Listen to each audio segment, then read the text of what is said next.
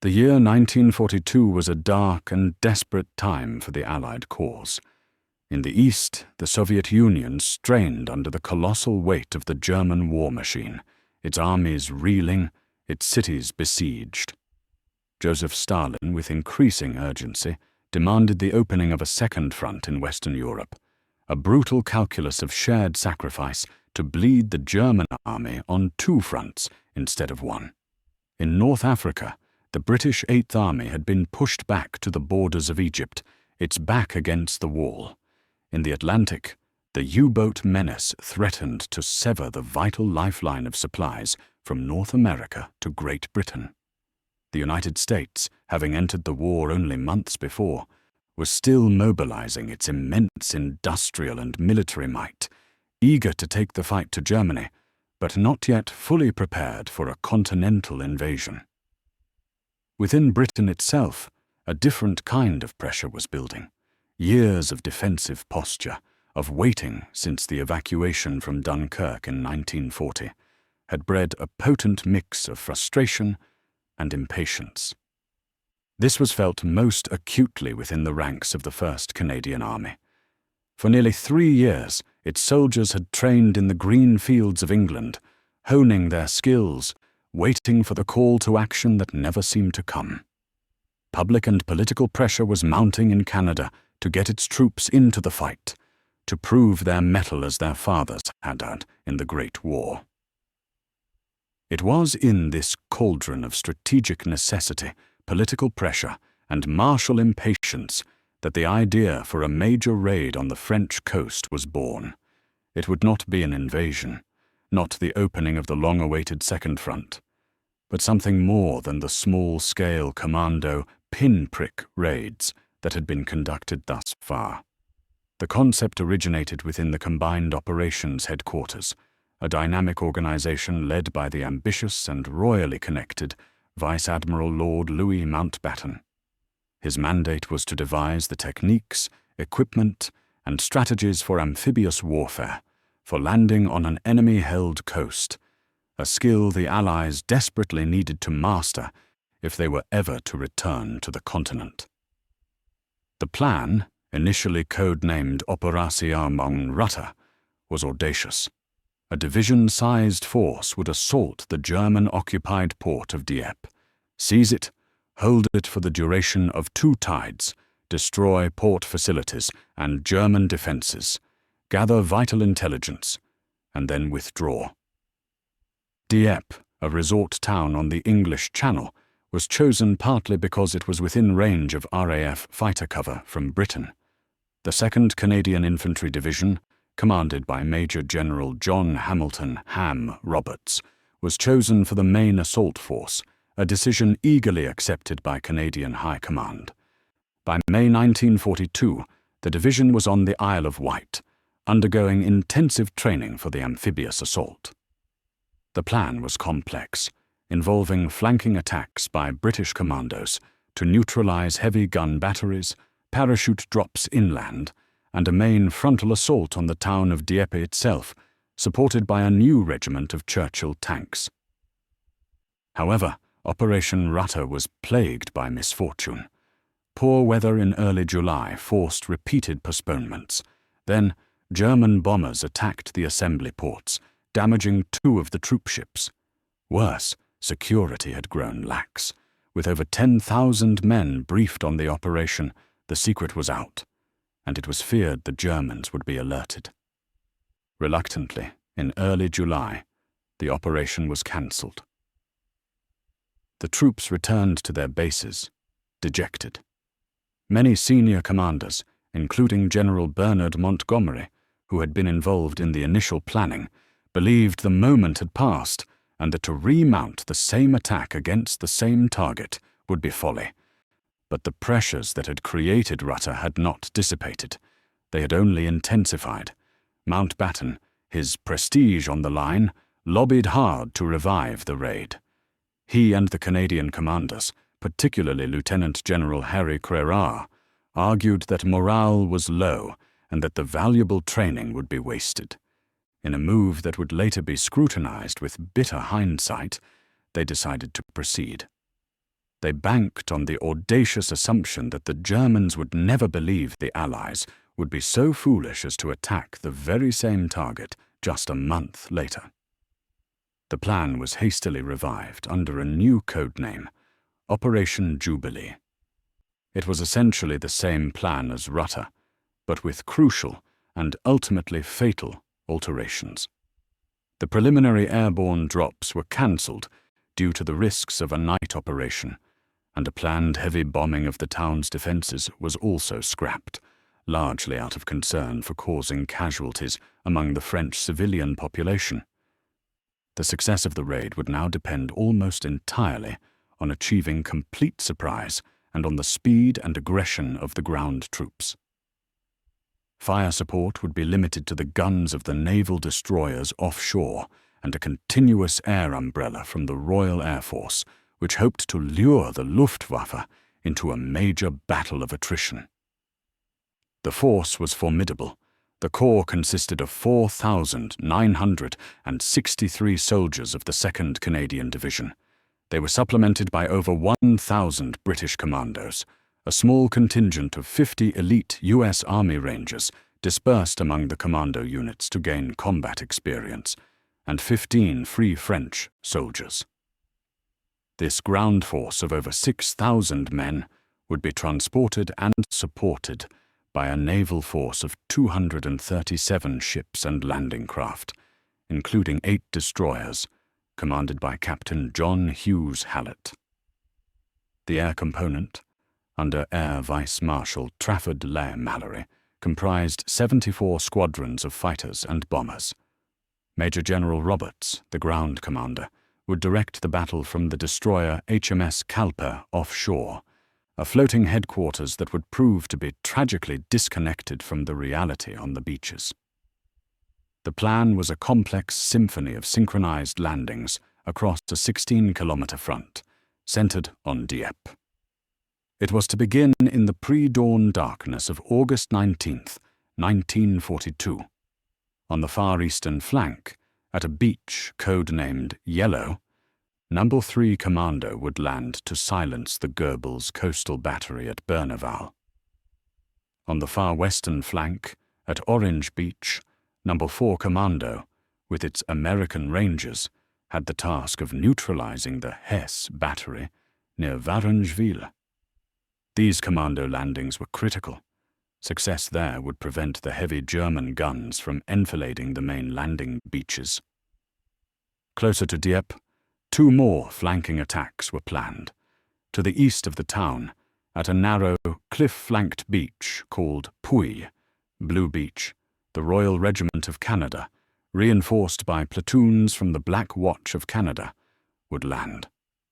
Their objective was to fight their way up the cliffs, secure the eastern headland overlooking Dieppe's main beach, and neutralize machine gun and artillery positions there. To the west, at Pourville, Green Beach, the South Saskatchewan Regiment would land, followed by the Queen's Own Cameron Highlanders of Canada. Their mission was to secure the western headland and push inland towards a German airfield. Only after these flanking attacks were underway would the main assault begin, 30 minutes later, directly on the promenade of Dieppe itself. The beach was divided into 2 sectors, Red Beach to the east and White Beach to the west. The Essex Scottish Regiment was assigned to Red Beach, while the Royal Hamilton Light Infantry would land on White Beach, directly in front of a large fortified casino.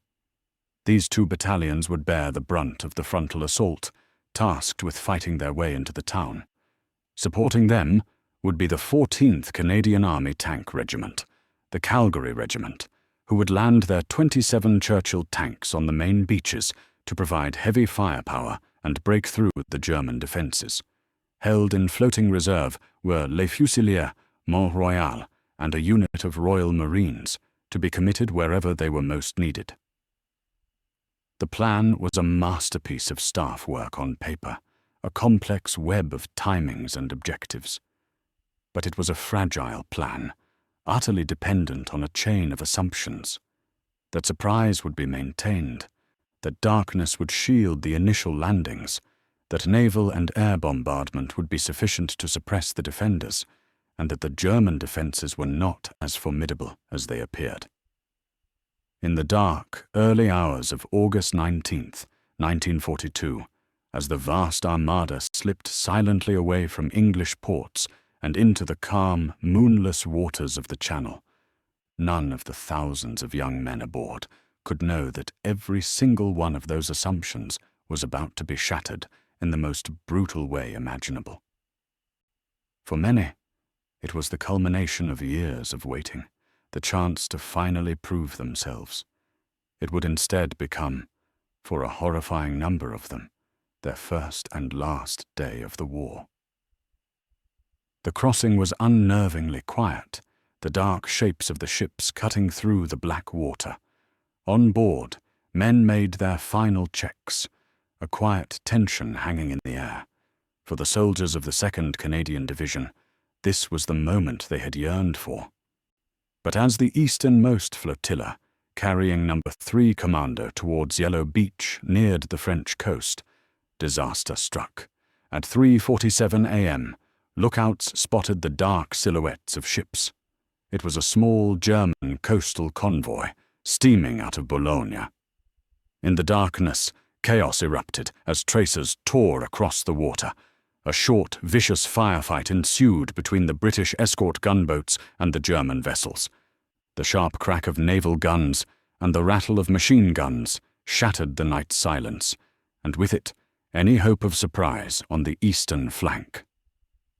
The German shore batteries were alerted. The meticulously planned surprise, the cornerstone of Operation Jubilee, had crumbled before the first boot touched French soil. The naval engagement scattered the landing craft of No. 3 Commando.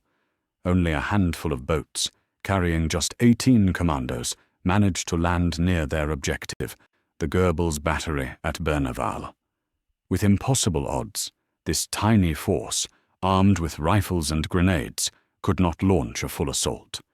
Instead, they took up positions and began sniping at the gun crews with such precision and ferocity that they managed to distract the artillerymen for a crucial period, preventing the guns from firing accurately on the main fleet for an hour and a half. It was an act of incredible bravery, but their primary mission had failed. The heavy guns at Berneval remained a potent threat. The other commando units were largely taken prisoner after being overwhelmed by German forces that had been alerted by the skirmish at sea.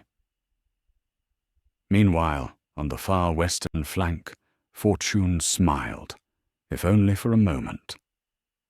At Orange Beach, Lieutenant Colonel Lord Lovett's No. 4 Commando, which included the 50 U.S. Rangers, landed at 4:50 a.m. Their approach had been undetected. The commandos scaled the steep cliffs, split into two groups to attack the Hesse battery at Varengeville from the flank and rear. They achieved complete surprise, overran the position in a swift and professional assault, and destroyed the 6 150 mm guns with explosives. By 7:30 a.m., their mission accomplished, they withdrew as planned and re-embarked, having suffered minimal casualties. It was a textbook commando operation and would stand as the only unqualified success of the entire Dieppe raid. But between these two extremes of failure and success, in the center of the assault, a catastrophe was unfolding. The landings at Puys on Blue Beach were scheduled for 4:50 a.m. Here, the Royal Regiment of Canada and the Black Watch platoons were tasked with seizing the formidable eastern headland that dominated the main Dieppe beach. Due to navigational errors and the confusion from the sea battle, their landing craft were delayed. They approached the shore not in darkness, but in the grey, growing light of dawn. The alerted German defenders from the 302nd Infantry Division were waiting for them, nestled in concrete pillboxes and trenches carved into the cliff face. As the landing craft lowered their ramps some 10 meters from the shore, the Germans opened fire with a storm of machine gun and mortar rounds. The Canadians were slaughtered as they waded through the water and tried to cross the narrow strip of beach. They were caught in a perfectly prepared kill zone, trapped between the churning sea and a high, wire-topped seawall. A few small groups made it to the seawall, but they were pinned down, unable to advance or retreat. Within an hour, the attack had completely disintegrated. Communication broke down. The few who survived the initial onslaught were killed or captured. Evacuation was impossible under the hail of fire.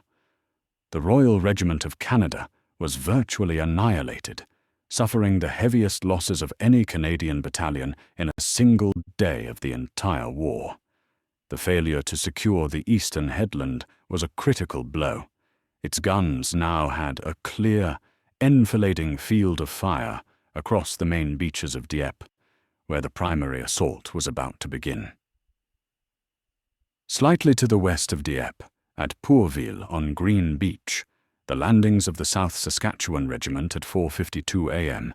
initially went much better. They achieved a degree of surprise and got ashore with light casualties, crossing the River Sai and pushing into the small village. However, German resistance quickly stiffened. As they advanced towards their objectives, the high ground and the airfield inland, they were met with increasingly heavy and accurate fire. The Queen's Own Cameron Highlanders of Canada landed behind them and pushed inland as well, with one group advancing nearly 3 kilometers before being stopped cold. Without tank support, which was supposed to come from the main beaches, and facing well-sighted German positions, their advance stalled. Soon the order came to withdraw. The evacuation from Pourville became a desperate, costly fight.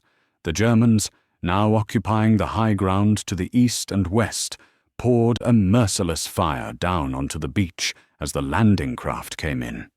Lieutenant Colonel Cecil Merritt of the South Saskatchewans earned the Victoria Cross for his incredible bravery, repeatedly exposing himself to enemy fire to direct his men and organize a rear guard that allowed many to escape, though he himself was captured.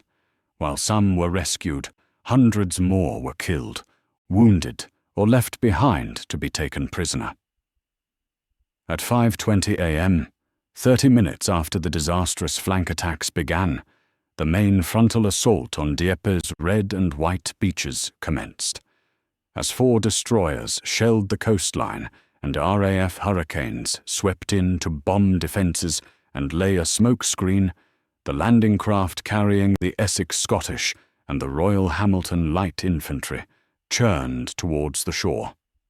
The smokescreen, intended to shield them, was blown away by an offshore breeze, leaving the men horribly exposed on the wide, open promenade. From the heights of the unconquered eastern headland, from the fortified western headland, and from hotels and houses along the waterfront that had been turned into concrete blockhouses, the German machine guns opened up. The sound was a deafening, continuous roar. The landing craft were shredded before they even touched the shore. The men who made it onto the beach were met with a wall of lead. The beach itself was a death trap. It was not sand, but a deep bank of large, loose chert pebbles, a geological feature for which the region is known. The men, laden with equipment, sank into the shifting stones, their progress agonizingly slow. The beach offered no cover. Soldiers were cut down in rows as they struggled across the killing ground. Those who reached the dubious safety of the high seawall were pinned, unable to advance into the town through the tangled barbed wire and concrete obstacles that had been left intact by the lack of heavy bombardment. At 5:35 a.m., the tanks of the Calgary Regiment began to land. Their arrival was meant to be the decisive blow, the armoured fist that would punch through the defences. Instead, it became another facet of the disaster. The chert pebbles that bogged down the infantry proved even more destructive to the Churchill tanks. Several were disabled in the surf. Others threw their tracks as the sharp stones became wedged in their running gear. Of the 27 tanks that were landed, only 15 managed to crawl over the seawall and onto the promenade. But once there, they found their paths into the town blocked by massive concrete barriers. Immobilized, they became static pillboxes, their crews fighting bravely, but ineffectively, until their ammunition was spent or they were knocked out by German anti-tank guns. Their smoking, broken hulks added to the carnage on the beach, providing scant cover for the desperate infantry. Aboard HMS Calpe, several miles offshore, Major General Roberts and Captain Hughes Hallett struggled to understand the chaos. Radio communications were poor, and the messages that did get through were confused and contradictory. A misleading message suggested that the Essex Scottish were in the town and making good progress. Based on this tragically flawed information, Roberts committed his floating reserve, Les Fusiliers Mont-Royal, at 7 a.m. They were sent into the same inferno on Red Beach, their arrival only adding more targets for the German gunners and increasing the chaos and casualties. Small pockets of the Royal Hamilton Light Infantry did manage to breach the seawall near the casino on White Beach and engage in vicious street fighting in the town, but they were too few and without support. Overhead, a furious air battle was raging, the largest of the war to date. 74 Allied squadrons clashed with the Luftwaffe. The RAF fighters, primarily Spitfires and Hurricanes, succeeded in their primary mission of protecting the naval force from significant air attack, but it came at a staggering cost. The Allied air forces lost 106 aircraft, the highest single-day loss of the entire war. The Luftwaffe lost 48. The sky over Dieppe was a maelstrom of dogfights, smoke, and falling planes. By 9 a.m., the reality of the situation on the beaches could no longer be denied, even in the detached environment of the command ship. The attack had failed everywhere except for the commando raid at Varengeville. The flanking attacks at Puy and Pourville had been shattered, and the main assault on Dieppe was a bloody stalemate, with thousands of men trapped on the beaches. At 11 a.m., the agonizing decision was made. Hughes, Hallett, and Roberts gave the order to withdraw. The evacuation was even more horrific than the landing. The landing craft, many already damaged, had to nose back into the beaches under the same unrelenting fire. The Royal Navy crews displayed immense bravery, pushing their craft onto the shore to take on the exhausted, wounded, and terrified survivors. Smoke screens were laid again, but the German gunners, now with the range perfectly dialed in, fired blindly into the haze. Landing craft laden with men were hit and exploded. Others were sunk as they tried to pull away from the shore. Jack McFarland, a soldier with the Royal Hamilton Light Infantry, watched as a German bomber strafed men swimming in the water. Many soldiers were cut down as they tried to wade out to the boats. The tide was rising, covering the dead and dying on the shingle. By 12:20 p.m., it was no longer possible to reach the main beach. The last boats pulled away, leaving behind a scene of utter devastation. Burning tanks, wrecked landing craft, and the bodies of thousands of men lying on the blood-soaked pebbles. Left in a hopeless situation, the senior officers on the beach made the decision to surrender. White flags began to appear among the carnage. The Dieppe raid was over. The return journey to England was a somber procession of shattered ships and shattered men. The cost was almost incomprehensible. Of the nearly 5,000 Canadians who had set out with such high hopes the evening before, 3,367 had become casualties. More than 900 were dead, and another 1,946 were taken as prisoners of war, many of them wounded. This represented a casualty rate of 68%. The number of Canadian prisoners taken at Dieppe was greater than the total for the entire 11-month campaign in northwest Europe 2 years later. The British commandos suffered 247 casualties. The Royal Navy lost a destroyer and 33 landing craft, along with 550 sailors killed and wounded. The 50 U.S. Rangers lost 3 killed, 5 wounded, and 3 captured. German casualties, by contrast, were light, 591 in total. In the immediate aftermath, there was bewilderment and a search for answers. Propaganda tried to spin the raid as a qualified success, a reconnaissance in force that had achieved its objectives. But for the men who survived, and the nation of Canada, which bore the brunt of the losses, it was an unmitigated disaster, a colossal blunder. The causes of the failure were many and interconnected. The loss of surprise was critical. The lack of adequate fire support, especially the cancellation of the heavy bomber attack, was catastrophic. The plan itself was too complex, too rigid, and based on tragically poor intelligence about the strength of the German defenses and the nature of the beaches. The command and control system, with the force commander isolated on a ship miles from the battle, had completely broken down. Yet, from the ashes of this terrible defeat, crucial lessons were learned, lessons paid for in blood on the beaches of Dieppe. The debate over whether the sacrifice was necessary would continue for decades, but the raid's influence on future Allied operations is undeniable.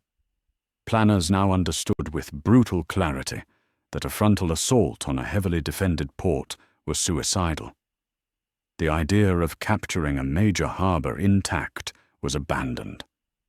This led directly to the development of the Mulberry harbors, the incredible artificial ports that would be towed across the channel to support the D-Day landings. Dieppe demonstrated the absolute necessity of overwhelming fire support. Future amphibious assaults would be preceded by massive, sustained naval and aerial bombardments designed not just to suppress, but to obliterate coastal defenses.